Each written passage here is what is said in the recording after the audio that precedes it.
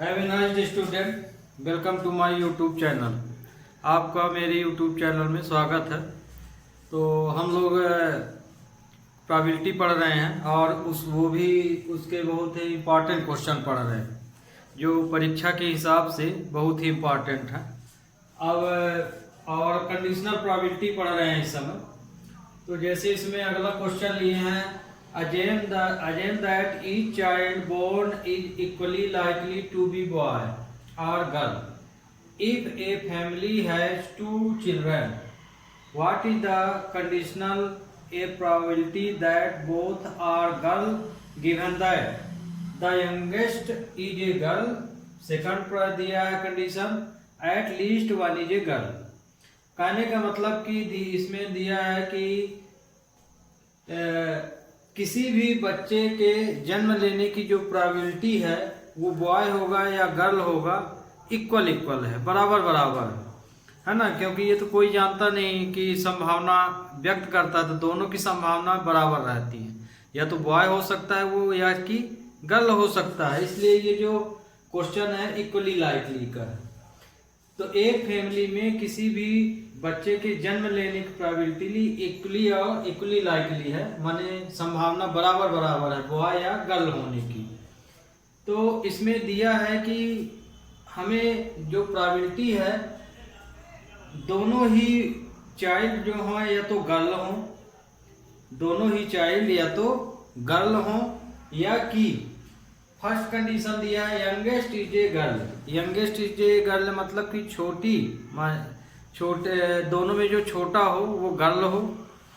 दूसरा दिया at least one is a girl, और कम से कम एक तो लड़की होना ही चाहिए। मतलब यहाँ अनिवार्य कर दिया है, बॉय हो सकता है लेकिन दो बच्चों में एक गर्ल रहना जरूरी है। इसमें मैंने ये दे दिया at least one is a girl, कम से कम एक लड़की तो होना ही चाहिए।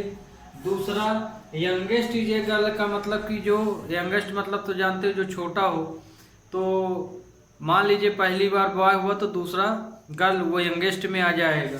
तो ये क्वेश्चन है, तो हमें यंगेस्ट इज ए गर्ल की प्रोबेबिलिटी और सेकंड नंबर है at least one is a girl की प्रोबेबिलिटी फाइंड करना है।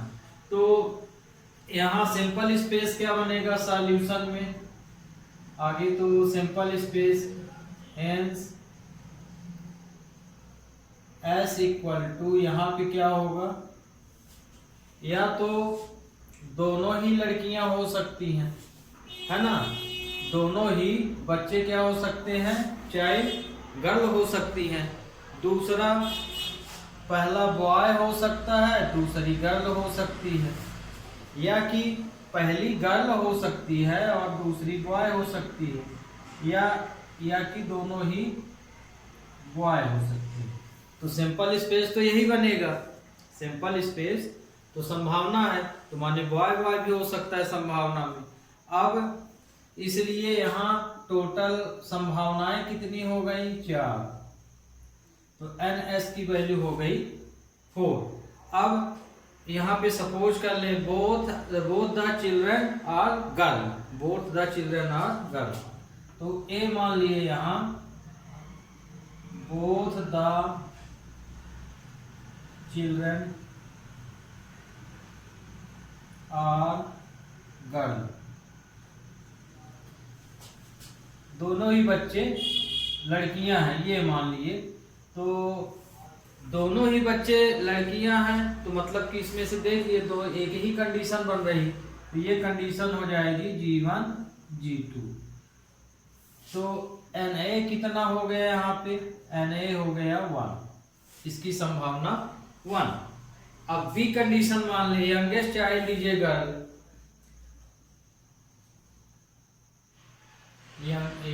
Youngest child is a girl. तो youngest child is a girl, तो इसमें जो संभावना बनेगी तो G1 मतलब कि या तो दोनों गर्ल ही रहें और ये संभावना बनेगी। ओके, इसमें ये संभावना बनेगी। क्यों, अब आप यहाँ भी बोल सकते हैं ये क्यों नहीं है, यंगेस्ट लिखा है, यंगेस्ट माने छोटा हो, जो माने पहला बॉय होगा तो इसमें ये यंगेस्ट है और ये बड़ा है, इसमें दोनों लड़कियां हैं तो भी इसमें यंगेस्ट आ रहा था। हमें यहाँ यंगेस्ट की कंडीशन लेना है। यंगेस्ट कंडीशन का मतलब कि सेकंड नंबर में लड़की ही होना चाहिए, इसलिए यंगेस्ट के लिए ये कंडीशन। तो यहाँ एन बी की नंबर ऑफ एन बी कितना हो गया 2। अब इसके बाद C at least 1 is a girl. तीसरी कंडीशन क्या है, at least 1 is a girl. कम से कम एक लड़की तो होना ही चाहिए। तो इसमें कुल कितनी कंडीशन है 1 2 3। तो देखिए लिस्ट 1 तो इसमें है ही, तो ये हो गए यहाँ पे G1 G2 पहली condition, B1 G2 G1 B2।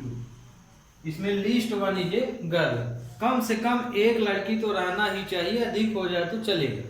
मतलब ये कि यहाँ पे एन सी की जो वैल्यू है वो 3 है। ओके, तो ये भी अब तो कंडीशन हम लोग बना लिए। अब इंटरसेक्शन निकाल लेते हैं यहाँ पे। तो ए इंटरसेक्शन बी क्या होगा, हियर ए इंटरसेक्शन बी।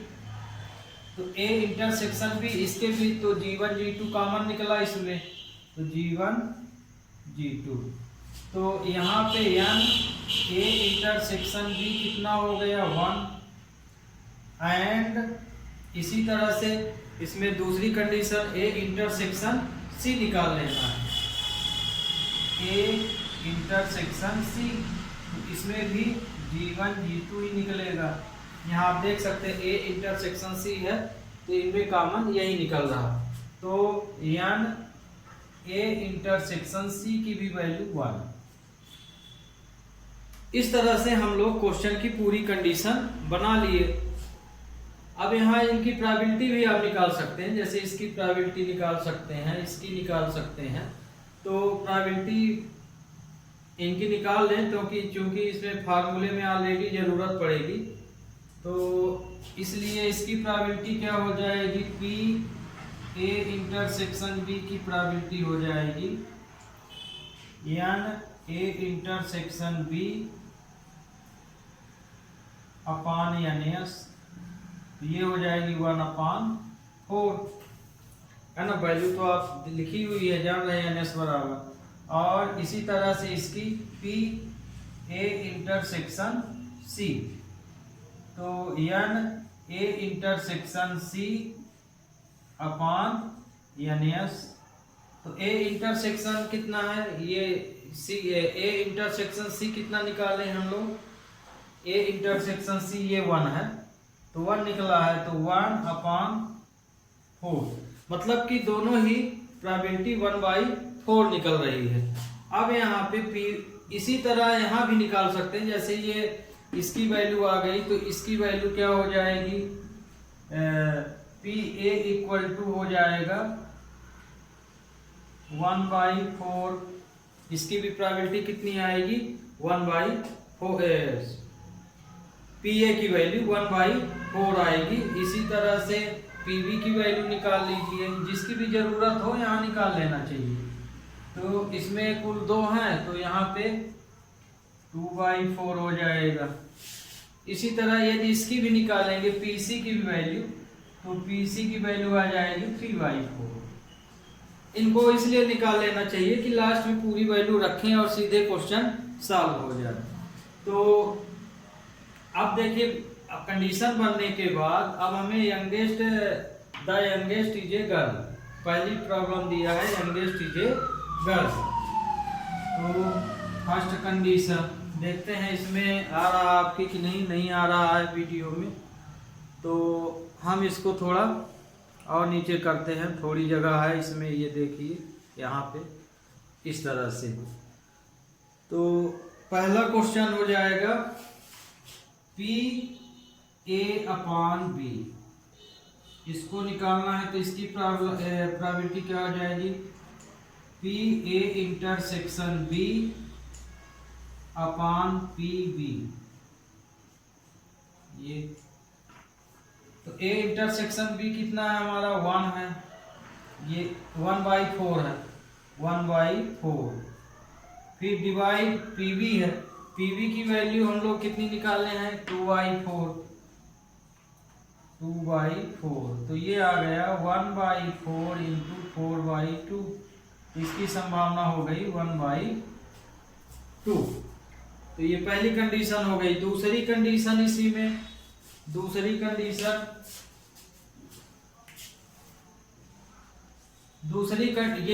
ये जो निकला है PA/B क्या निकला, the youngest is a girl, मतलब कि जो छोटा बच्चा है वो गर्ल ही है, तो उसकी प्रोबेबिलिटी है 1/2। अब PA/C निकाल लीजिए, कम से कम एक हो। तो लीस्ट 1 यहाँ से आपको समझ में आ रहा होगा ये क्यों ले रहे हैं, लीस्ट 1 इज ए गर्ल। तो ये देखिए C वाला पोर्शन हम लीस्ट 1 इज ए गर्ल माने हैं, तो और लीस्ट 1 इज ए गर्ल, तो मतलब कि A/C लगेगा, तो PA/C, तो PA/C, A इंटरसेक्शन C होगा इसका formula.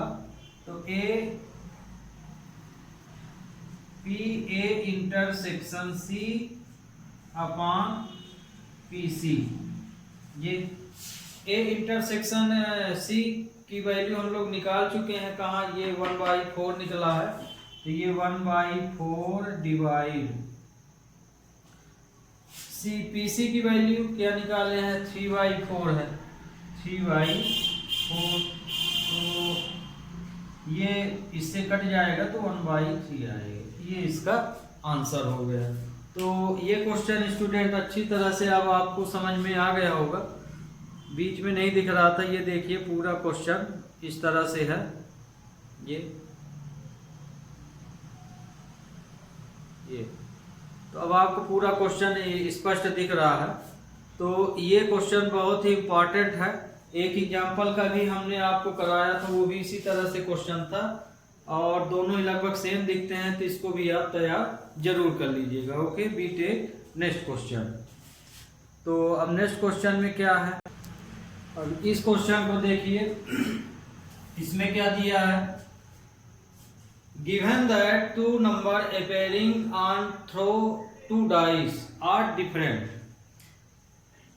find the probability of the event the sum of number on the dice is 4।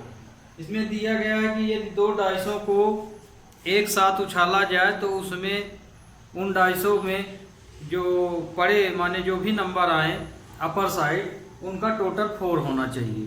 तो ध्यान रखिए स्टूडेंट, ये क्वेश्चन भी बहुत इम्पॉर्टेंट है और कई बार ये परीक्षाओं में पूछे भी गए हैं, पर इसमें एक चीज़ और ध्यान रखिएगा, जरूरी नहीं कि वो sum of number on the dice is 4 ही लिखे, वहाँ वो 5 भी लिख देता है और 8 भी लिख सकता है, 7 भी लिख सकता है।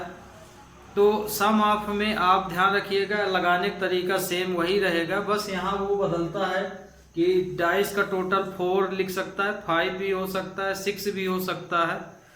तो इस चीज का बहुत ध्यान रखिएगा, 2 डाइसों के अंतर्गत ये आता है। तो जैसे आपके क्वेश्चन में ये दे दिया गया है कि यदि 2 डाइसों को एक साथ उछाला जाए तो उन डाइसों में 4 उनका टोटल 4 आने की प्रोबेबिलिटी बताइए।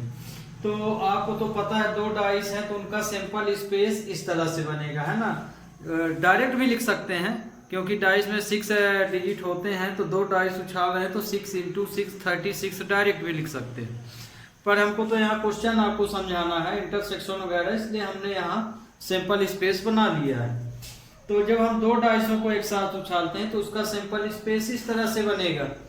तो इसमें कुल कितने सैंपल स्पेस हैं 36, तो ये इसकी वैल्यू कितनी हो गई 36, मतलब कि एन एस यहाँ पे है 6 × 6 = 36, ये तो एन एस हो गया।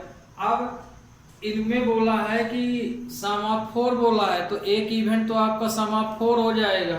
तो मान लिए कि ए जो है सम ऑफ 4 है, ए हम क्या मान लिए the sum of 4, the sum of 4। तो सम ऑफ 4, इसमें देखिए कौन कौन सी कंडीशन है। इसमें सम ऑफ 4 की कंडीशन ये सीधे जब आप सिंपल स्पेस बनाएंगे तो सीधा सीधा मिल जाएगा।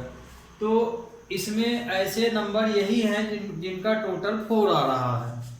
तो इसमें इवेंट कौन सी डिजिट आई, 31 माने 31 आया एक, दूसरा आ गया 2 और थर्ड आ गया 1 3। इनका टोटल 4 है। तो मतलब ये कि यानी ए की वैल्यू यहाँ पे आ गई 3, यानी ए बराबर क्या हो गया 3।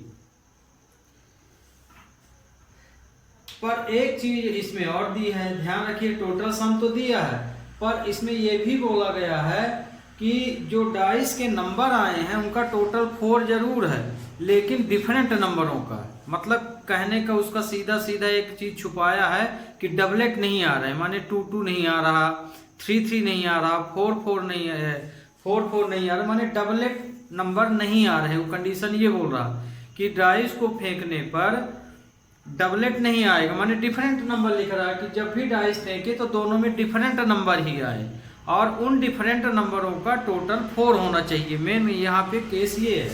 तो इसमें तो आगे हम जो इवेंट लेंगे तो टोटल 4 का ही लेंगे, इसलिए 2 को हम शामिल करेंगे। फिर बी जो इवेंट मानेंगे यहाँ पे, तो बी में ऐसे नंबर हो जिनके ऊपर वो डिफरेंट आए हो।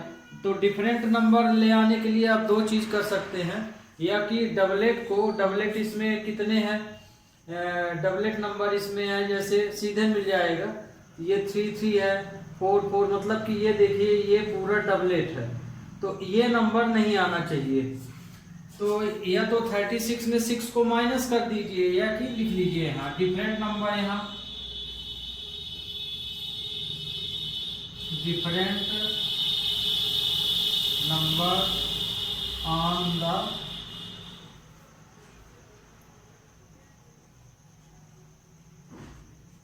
The dice.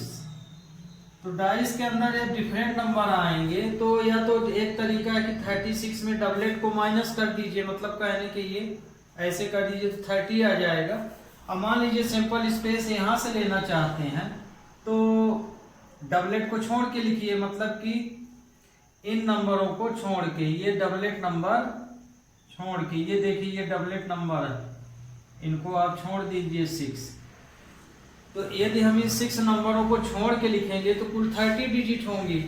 तो इसमें 12, 13, 14, 15, 16, ध्यान रखिएगा हम पढ़ जरूर रहे हैं 12, 13, 14, 15, लेकिन ये इस तरह से नहीं है, पहले में 1 दूसरे में 2 आया, फिर 21, 23, 24, 25, 26, फिर 32,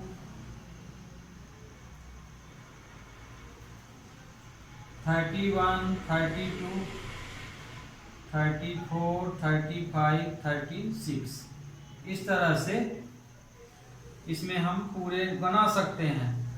42, 43, 45, 46, 51, 52, 53, 54, 56 और लास्ट वाली डिजिट 61, 62, 63, 64 और 65।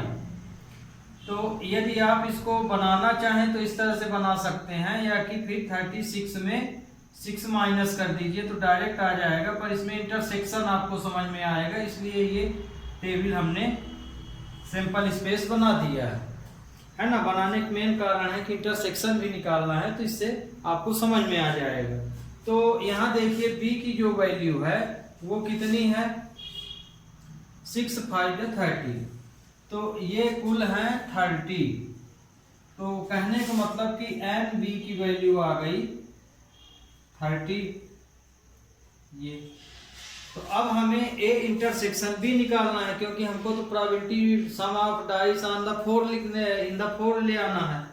तो ये डिफरेंट नंबर की कंडीशन हो गई कि डाइस के ऊपर जो डिफरेंट नंबर ही आए, तो पूरे डिफरेंट हैं, दोनों सेम नहीं है, और इसमें टोटल सम ऑफ 4 है।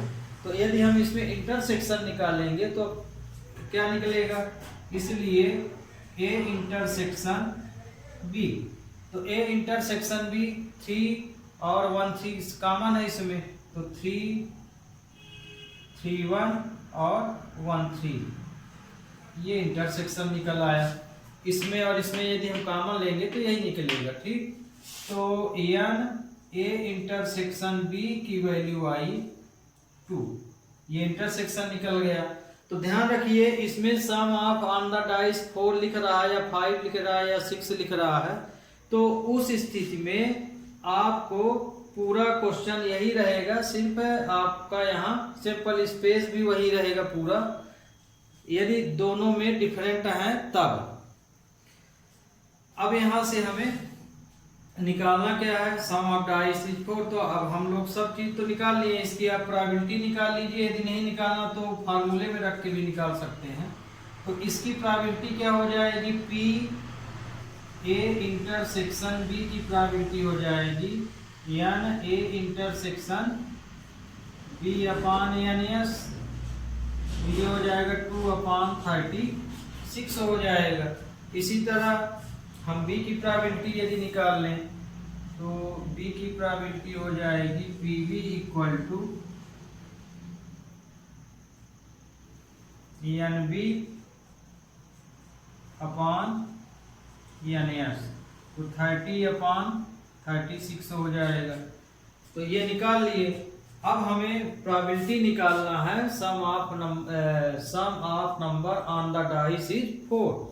तो ये देखिए इसमें जितने भी नंबर हैं वो डिफरेंट वाले नंबर हैं और इंटरसेक्शन में हमारे सम ऑफ वाले नंबर हैं। तो यदि हम इसमें से इसका डिवाइड कर दें तो हमें ये वाली कंडीशन मिल जाएगी। इसलिए P A upon B find कर लेना है। तो पी ए अपान बी की वैल्यू क्या हो जाएगी, P A intersection B upon P B equal to, तो ये पी ए इंटरसेक्शन बी की वैल्यू ये है, तो 2/36 डिवाइड 30/36, तो ये हो जाएगा 2/36 इंटू 36/30, 1/15 इसका रिक्वायर्ड आंसर आएगा। तो ध्यान रखिए स्टूडेंट, क्वेश्चन ये भी बहुत इंपॉर्टेंट है और इसमें सम ऑफ डाइस इज 4 की जगह 5 भी लिख सकता है, 6 भी लिख सकता है और 9 भी लिख सकता है। तो इस पर विशेष ध्यान दीजिएगा और करने का तरीका सेम यही रहेगा। जहां हम 4 लिए हैं, यदि 5 दिया तो 5 की कंडीशन ले लेंगे आप यहाँ पे, मतलब कि ये कंडीशन आपकी हर बार बदलेगी, बाकी सेम रहेगी। तो ये भी क्वेश्चन अब आपको अच्छी तरह से समझ में आ गया होगा।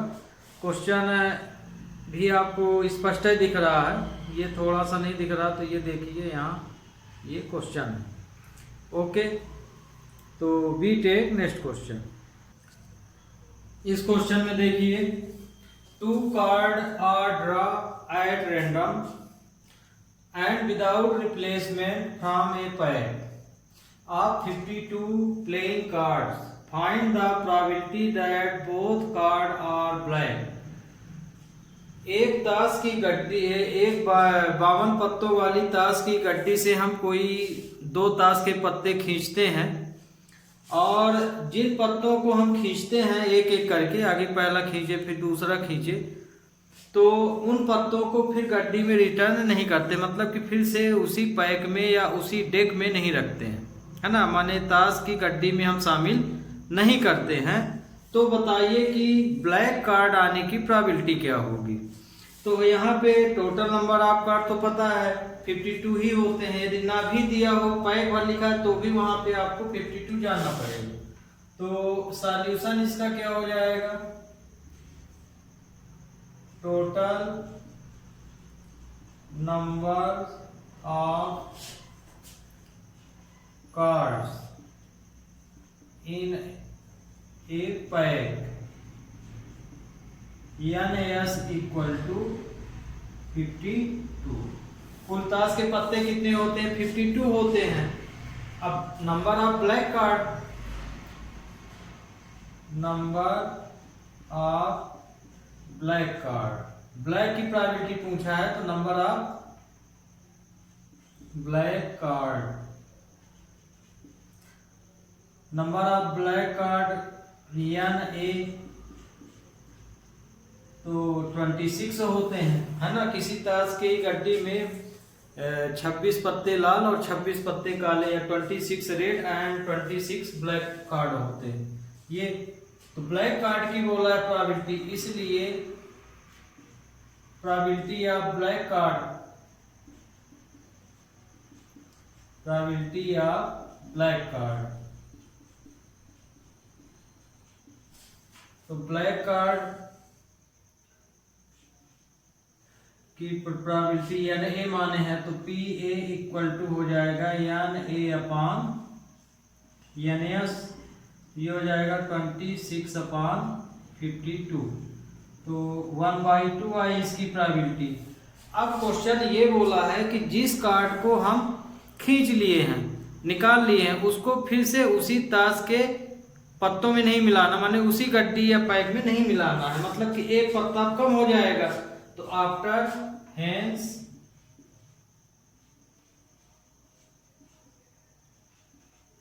आफ्टर ड्रा, तो चूंकि एक पत्ता निकाल लिए हैं तो उस पत्ते को हम इसमें शामिल नहीं करेंगे। After draw one card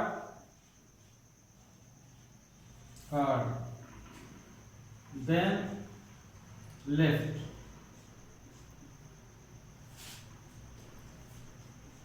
total number of the card. तो यहां देखिए NS कितना हो जाएगा, एक कार्ड कम हो जाएगा, तो मतलब कि 52 - 1 तो 51 हो जाएगी कार्ड। कुल कार्डों की संख्या कितनी हो जाएगी 51। तो जब यहाँ टोटल भी कम होगा तो ब्लैक कार्ड भी 1 कम होगा। And number of black card,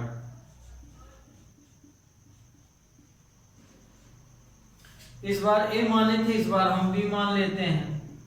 तो नंबर ऑफ ब्लैक कार्ड 26 - 1 तो ये 25 आ जाएगा ये, क्योंकि हमें शामिल नहीं करेंगे तो एक एक पत्ता कम आएगा। तो जब हम दूसरा पत्ता खींचेंगे तो NS वो ये रहेगा उस समय, और टोटल पत्ते उसमें इतने ही रहेंगे।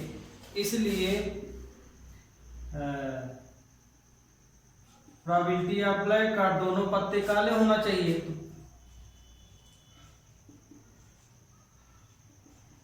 या ये भी लिख सकते हैं second probability of second card is black, second card is black. PB equal to, ये N है, सॉरी ये N है, NB अपान NS, तो ये आ गया 25 अपान 51। अब क्वेश्चन में देखिए दोनों पत्ते हम लोग एक एक करके निकाल लिए। पहला का पत्ता खींचा तो ब्लैक कार्ड की प्रोबेबिलिटी आई 1/2, दूसरे पत्ते को खींचे तो उसकी ब्लैक कार्ड आने की प्रोबेबिलिटी 25 अपान 51 आया। अब क्वेश्चन बोला कि दोनों कार्ड ब्लैक ही होना चाहिए, तो मतलब इंटरसेक्शन से उससे मतलब है, तो इसलिए both cards is black.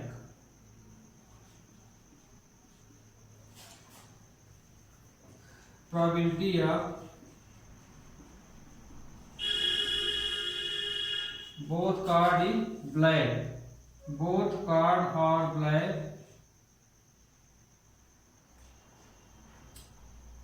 PA into PB हो जाएगा, दोनों का इंटू हो जाएगा। तो इंटरसेक्शन इंडिपेंडेंट कंडीशन में हम कैसे निकालते हैं, इंटू कर देते हैं दोनों प्रोबेबिलिटी का, तो इंटरसेक्शन हो गया ये।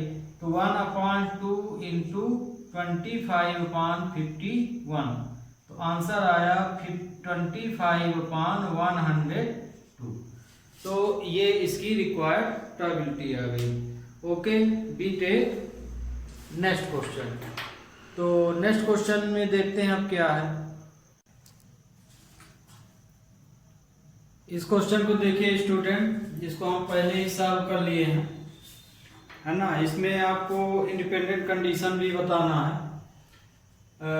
इंडिपेंडेंट केस कब होते हैं कब नहीं होते, तो ये जो कंडीशन है, कोई भी केस इंडिपेंडेंट तब होगा जब P A into P B इसका इंटू जो है पी ए इंटरसेक्शन बी के इक्वल हो जाए। माने दोनों घटनाओं का इंटू यदि इन दोनों के जो भी घटना हो रही हैं दोनों उसका इंटू कर दें और इसका अलग से यदि इंटरसेक्शन निकालें तो दोनों ही सेम हो जाना चाहिए।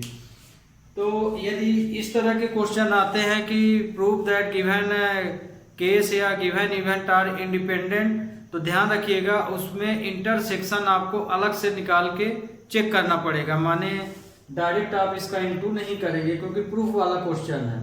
तो आपको यहाँ पी ए पी बी और पी ए इंटरसेक्शन बी भी निकालना है और फिर इस केस को वेरीफाई करना है। मतलब पी ए पी बी और इसका इंटरसेक्शन हमेशा इक्वल होना चाहिए। यदि ये केस फॉलो हो जाता है तो जो भी इवेंट दिया है वो इंडिपेंडेंट हो जाता है। तो प्रूफ वाले क्वेश्चनों में यदि इस तरह का आया क्वेश्चन तो ध्यान रखिएगा कि बहुत बच्चे कर देते हैं इसका इंटू करके इंटरसेक्शन निकाले और बता देते हैं ये इंडिपेंडेंट केस है। इसमें प्रूफ करने के लिए बोला है, इसलिए आपको तीनों केस अलग अलग बताना होगा, फिर इस केस में रखें और उसको वेरीफाई करें। तो इसमें ये बोला है कि एक सिक्के को और एक डाइस को उछाला जा रहा है, तो सिक्के में हेड और डाइस में 3 आने की प्रोबेबिलिटी जो है वो एक इंडिपेंडेंट केस बनाएगी। ये हमको प्रूफ करना है। प्रूफ करो कि ये दोनों केस इंडिपेंडेंट है, कि सिक्के में हेड आए और डाइस में 3 आए। तो दो चीज तो आपको सीधे दिया है, सिक्के की प्रोबेबिलिटी हेड आने की 1/2 होगी और टेल आने की 1/2, इसलिए प्रोबेबिलिटी ऑफ हेड 1/2। इसीलिए इसको हम लिख लिए हैं कि क्वेश्चन आसान है और इसे इंडिपेंडेंट में समझाना था। तो प्रोबेबिलिटी ऑफ हेड यहाँ 1/2 होगी। अब एक डाइस है उसमें 3 की प्रोबेबिलिटी बोला हो या 4 की बोला या 5 की है तो एक सिंगल इवेंट तो 1/6 आ जाएगी। तो 3 प्राप्त करने की प्रोबेबिलिटी डाइस में से 1/6 हो जाएगी। तो ये तो हम पी ए फाइंड कर लिए, ये पी बी मान लिए इसको। अब इंडिपेंडेंट है यदि तो इंटरसेक्शन इसमें कॉमन होना चाहिए। तो इसका मतलब ये हुआ कि यदि ये इंडिपेंडेंट है तो ये दोनों जो घटनाएं हो रही हैं कि हेड और 3 ये तो हम अलग अलग निकाले, तो यदि ये इंडिपेंडेंट हैं तो इन दोनों घटनाओं के एक साथ होने की प्रोबेबिलिटी हमको निकालना पड़ता है। तो इनकी एक साथ होने की प्रोबेबिलिटी मतलब कि यदि हम दोनों को उछाल दें तो उसमें एक में हेड आए है ना सिक्के में और डाइस में 3 आने की प्रोबेबिलिटी एक साथ निकालते हैं। तो जब हम दोनों सिक्के एक साथ उछालेंगे, सिक्के और डाइस को एक साथ उछालेंगे, तो संभावना ये बनेगी सिक्के में हेड आया तो डाइस में 1 आ सकता है, या हेड आया तो 2 आ सकता है, या हेड के साथ 3 4 5 6 ये आ सकता है, या टेल के साथ 1 2 3 4 5 6 आ सकता है। चांस तो इतने ही बनेंगे इसमें। तो ये इसमें सैंपल स्पेस बना। तो इसमें कुल कितने सैंपल स्पेस बने? 12। तो यानी 12 हो गया। तो प्रोबेबिलिटी हम क्या निकाल रहे हैं? हेड और टेल एक साथ। तो हेड और टेल इसमें एक ही कंडीशन है ये वाली, है ना, कि हेड भी आए और टेल भी आए, तो ये केस है। तो वहां एक ही केस है इस तरह का, माने 1/12 इसकी प्रोबेबिलिटी आ गई। तो चूंकि इसमें हेड और 3 दोनों शामिल है तो और यहाँ हेड टेल हम ऑलरेडी निकाले हैं, तो मतलब कि ये हेड टेल एक साथ आने की प्रोबेबिलिटी हुई। तो पी ए इंटरसेक्शन भी 1/12 आया, है ना, ये 1/12 है ये। अब यदि ये केस जो हम फॉलो किए हैं और ये इंडिपेंडेंट है तो इस कंडीशन को फॉलो कर देना चाहिए। ये केस जो है इंडिपेंडेंट केस कहलाता है। तो पी ए की वैल्यू 1/2, पी बी की वैल्यू 1/6 है और पी ए इंटरसेक्शन भी 1/12 निकाले। तो ये देखिए इसका इंटू इसके बराबर है। तो मतलब कि ये जो केस दिया गया है ये इंडिपेंडेंट केस है। Okay, we take next question. अभी इस केस में देखिए 2 क्वेश्चन लिए हैं, इसमें से ये तो ऑब्जेक्टिव टाइप का है आपका, इंडिपेंडेंट केस चेक करने के लिए दिया जा सकता है और ये इंपॉर्टेंट क्वेश्चन है। इसको हालांकि आपको हम बर्नौली थ्योरम से भी बताएंगे, पर चूंकि अभी इस एक्सरसाइज में कंडीशनल प्रोबेबिलिटी पढ़ा रहे हैं, इसलिए कंडीशनल प्रोबेबिलिटी मेथड से आप इसको कैसे सॉल्व करेंगे ये देख लीजिए, और बाकी बर्नौली से इस तरह क्वेश्चन आसान हो जाते हैं। तो अभी आपको पिछले क्वेश्चन में बताए थे इंडिपेंडेंट की कंडीशन, तो इसमें यही करना है कि ये ट्रू फॉल्स में भी क्वेश्चन बताया जा सकता है, पूछा जा सकता है, फिल इन द ब्लैंक्स में भी पूछा जा सकता है, और अदर ढंग से भी पूछा जा सकता है। तो जैसे आप सॉल्यूशन फर्स्ट कर रहे हैं, यहाँ पे इंडिपेंडेंट चेक करना है कि ये केस जो दिया गया है इंडिपेंडेंट है कि नहीं। तो यहाँ PE की वैल्यू दी गई है 3/5, ये तो बनी बनाई दे दी गई, एंड PF की वैल्यू क्या दी गई 3/10, और इसके अलावा इंटरसेक्शन भी दिया गया है। तो आपको केस बताया गया है कि इन दोनों प्रोबेबिलिटी का मल्टीप्लाई इंटरसेक्शन के इक्वल हो जाना चाहिए, यदि ऐसा है तो इंडिपेंडेंट है।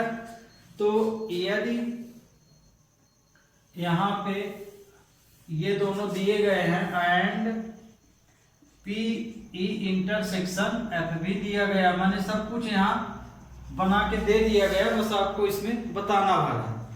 तो यदि ये केस इंडिपेंडेंट है, if given cases are independent,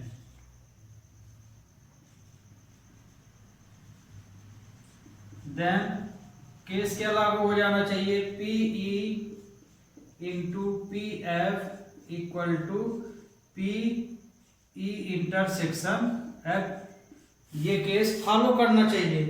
तो यहाँ देखिए ये 3/5 इंटू 3/10 इक्वल टू 1/5, तो ये केस इसके इक्वल तो नहीं आ रहा है, तो कहने का मतलब ये यहाँ पे इक्वल नहीं है। तो ये इक्वल नहीं है, तो जो केस दिया गया वो इंडिपेंडेंट नहीं होगा, मतलब कि ये केस यहाँ फॉलो नहीं है। Given event are not independent, तो ये इंडिपेंडेंट नहीं होगा। तो इसी तरह से अब देखिए क्वेश्चन नंबर नेक्स्ट, ये तो ऑब्जेक्टिव क्वेश्चन था आपका। अगले क्वेश्चन में यहाँ पे हमको ये प्रूव करना है कि लीस्ट 3 हेड आने की प्रोबेबिलिटी बताना। तो लीस्ट 3 हेड आने की प्रोबेबिलिटी के लिए यहाँ क्या, इसको हम मिटा दे रहे हैं, ये तो सिंपल क्वेश्चन था। अब हम मेन क्वेश्चन देखते हैं ये। तो एक डाइस को टास्क कितनी बार टास्क किया जा रहा, 3 बार टास्क किया जा रहा। तो मतलब कि अधिक से अधिक 3 हेड हो सकते हैं या अधिक से अधिक 3 टेल हो सकते हैं। सॉरी, यहाँ डाइस को टास्क किया जा रहा है तो हेड टेल नहीं आएगा, नंबर आएगा। तो इसमें या तो इसमें 3 बार टास्क करने पर लिस्ट 3 ओड नंबर आ सकते हैं या कि इवन नंबर आ सकते हैं। तो डाइस में सिंपल स्पेस यदि बनाएंगे तो 1 2 3 4 5 6, ये तो एक डाइस को टास्क करने पर 3 बार टास्क किया जाता है ना। तो इसमें किसकी प्रोबेबिलिटी पूछा, ओड नंबर। तो ये तो NS हो गया, NS बराबर 6, ओड नंबर NA मान लिए। तो यहाँ पे ओड नंबर क्या है, event of odd number, event of odd number A equal to है 1 2 1 3 5। तो NA इक्वल टू यहाँ पे है 3, इसलिए ओड नंबर की प्रोबेबिलिटी क्या हो जाएगी,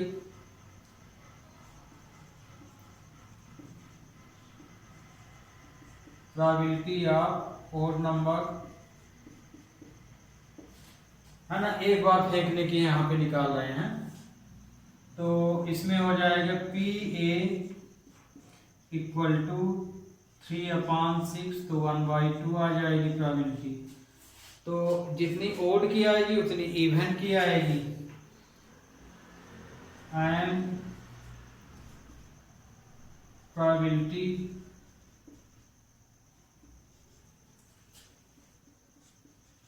ऑफ इवन नंबर, तो इवन नंबर की प्रोबेबिलिटी आ जाएगी P0 A इक्वल टू, ये भी 1/2 ही होगी।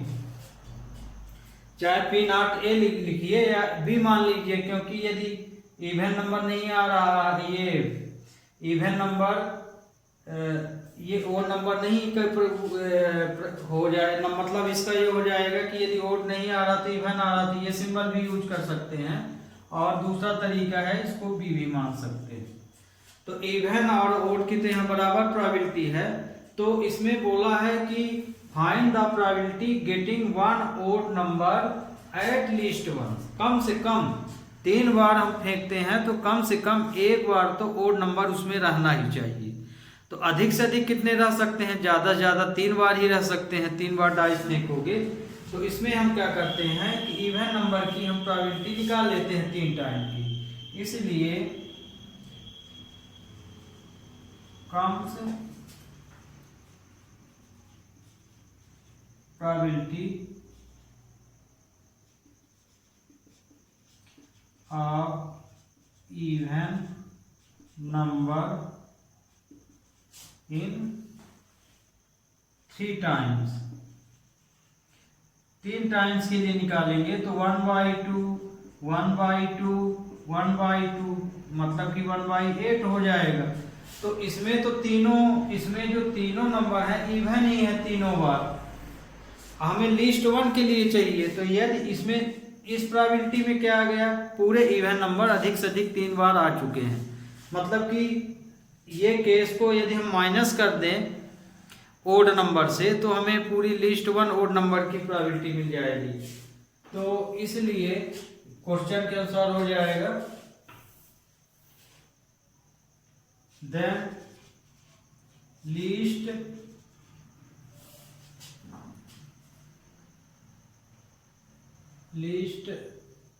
N odd number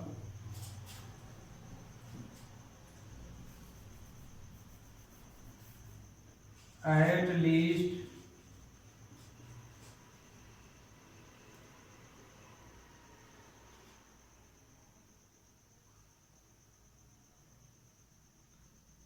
an odd number equal to 1 minus 1/8। मतलब कि हम इसमें से माइनस कर दें PB, या तो ये भी लिख सकते हो 1 minus PB, ये आ जाएगा 1 minus 1/8 इक्वल टू 7/8।